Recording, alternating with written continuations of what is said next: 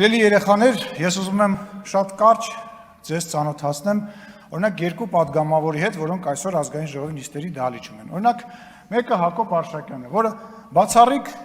զուսպ, բացառիկ լավ, բացառիկ չկոռումպացված եւ լավ անձնավորություն է, եւ երկրորդ անձնավորությունը ուզում ծանոթացնեմ Երևանի նախկին քաղաքապետ Տարոն Մարգարյանին, որի օգնականը իրեն թույլ է տալիս տարբեր տեղերում տարբեր լկտի բաներ գրել։ Օրինակ, քիչ առաջ գրել է, որ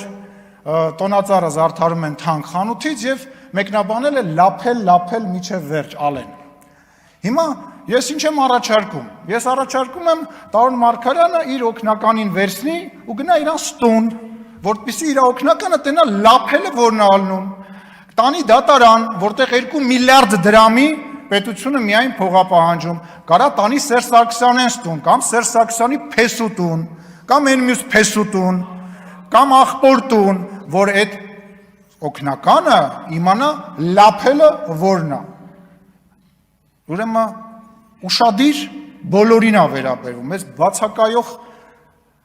Հայաստան դաշինքին, պույին, այն ավել պակաս խոսացող Facebook-յան, չգիտեմ, ակտիվիստներին, դերասաններին, կապիկներին, փող վեկալող մարդկանց,